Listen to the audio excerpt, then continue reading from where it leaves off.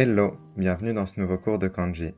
Aujourd'hui, on va parler de 10 kanji faciles à retenir car ils ont très peu de traits. Comme ce sont des kanji basiques, ils ne sont pas formés de combinaisons de plusieurs kanji et on ne va donc pas s'attarder sur les moyens mnémotechniques. Le premier kanji est hito, dont la principale lecture on est jin, par exemple quand il est combiné avec kuchi pour donner jinko, la population. Pour notre exemple, on a hito ga shinu to jinko ga heru. Quand des personnes meurent, la population diminue. Ensuite, on a le kanji de kuchi, dont la lecture on est ko, comme on vient de le voir dans jinko, et on garde la même phrase exemple que tout à l'heure. Hito ga shinu to jinko ga heru. Quand des personnes meurent, la population diminue. Pour notre troisième kanji, on a naka, qui désigne l'intérieur, le milieu ou encore le centre. On peut voir sa lecture on qui est chu dans chugakko par exemple. Pour nos exemples, on a Kaban no naka ni bento ga aru. Mon bento est dans mon sac. Chugakko o sotsugyo shita. J'ai terminé le collège, ou littéralement, j'ai été diplômé du collège.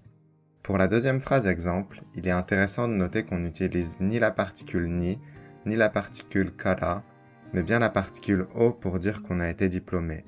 C'est le o qu'on utiliserait pour ie o deru, sortir de chez soi, ou densha o oriru, descendre du train. Le kanji suivant est ue. Ue veut dire haut, mais peut aussi désigner quelque chose qui est en haut de quelque chose, et donc vouloir dire sur. On l'utilise par exemple pour dire qu'un objet est sur mon bureau. Par exemple, si on dit « la Nutella est sur mon bureau », ça va donner « Nutella wa tsukue no ue ni aru ». La lecture on de ue est jo, comme dans jozu, qui veut dire doué. Et pour nos exemples, on a « ue no kurasu no senpai ni sugaku o oshiete moratte jozu ni natta ». J'ai demandé à mon senpai de la classe du dessus de m'aider en maths et j'ai progressé. Comme cet exemple est intéressant, je veux faire un petit zoom in dessus. D'ailleurs, je pense aussi faire des lectures de livres expliqués sur cette chaîne et je procéderai un peu de la même manière. On va commencer par expliquer tous les mots de la phrase exemple.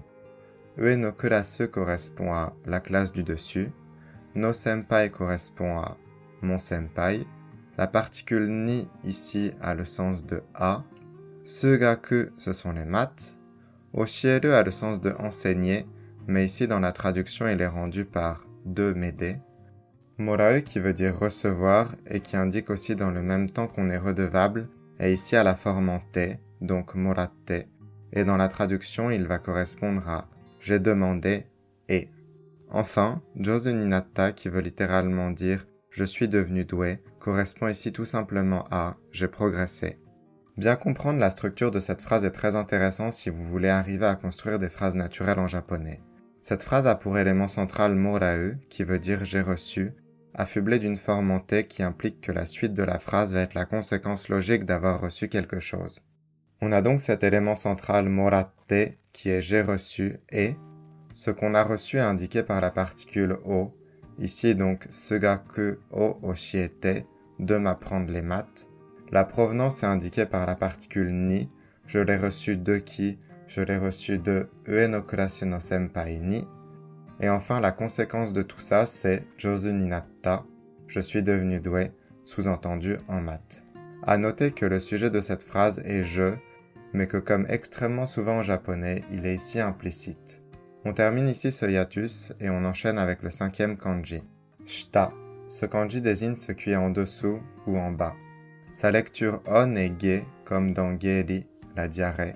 On peut aussi retrouver sa lecture on dans geta, qui sont les sandales en bambou traditionnelles qu'on met avec le hakama. Pour nos exemples, on a beddo no shita ni neko ga iru. Le chat est sous le lit. Geri ga hayaku naotte hoshii. Je veux vite guérir de ma diarrhée. On passe au sixième kanji, te, la main, et pour la lecture on la connaît déjà dans jozu. Nos exemples sont donc te de kaku no wa heta desu, j'écris mal à la main. Pasokon de kaku no wa jozu desu, je suis doué pour écrire à l'ordinateur. On remarque que dans le premier exemple, heta s'écrit avec shita et te, mais se lit heta.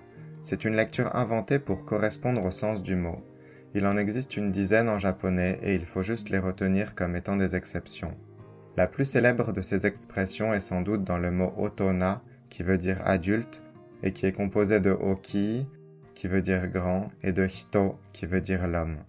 Le 7e kanji est migi, pour la droite, et sa lecture on est yu, comme dans sayu, la droite et la gauche.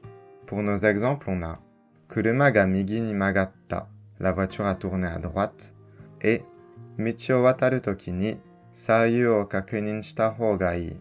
Avant de traverser la route, il vaut mieux regarder à droite et à gauche. Ensuite, on a la gauche, hidari, dont la lecture on est sa, toujours dans le mot sayu, et pour les exemples, on garde les mêmes. Kuruma ga hidari ni magatta, la voiture a tourné à gauche. Michi o wataru toki ni sayu o kakunin shita hou ga ii. Avant de traverser la route, il vaut mieux regarder à droite et à gauche. Pour l'avant-dernier kanji, on a ko, le kanji de l'enfant. On retrouve sa lecture kun dans kodomo, un enfant, et sa lecture on dans par exemple joshi, une jeune fille. Pour nos exemples, on a kodomo ga asondeiru, les enfants jouent, et kirei na joshi ga michi o aruku, une belle jeune fille marche dans la rue. Sur le deuxième exemple, il est intéressant de noter l'usage un peu particulier de la particule o, qui est celui de l'espace traversé. En japonais, on ne dit pas marcher dans la rue, mais littéralement marcher la rue.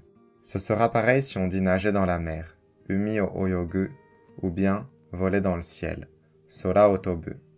Pour notre dernier kanji, on a le katana. Ce n'est pas un kanji si fréquent, mais il sert dans la formation de kanji hyper courants comme wakaru par exemple.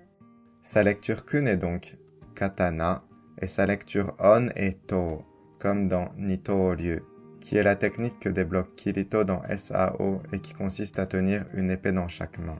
Si on prend les 3 kanji de l'expression, ça veut littéralement dire « le flot a 2 épées ». Pour nos exemples, voici 2 petites phrases nominales. Yoku kiru katana, une épée qui coupe bien. Nito-ryu toyu waza, la technique qu'on appelle double épée. Voilà, c'est terminé pour les 10 kanji du jour. N'oublie pas de t'abonner pour ne pas louper les prochains cours de kanji. Merci d'avoir regardé et à bientôt.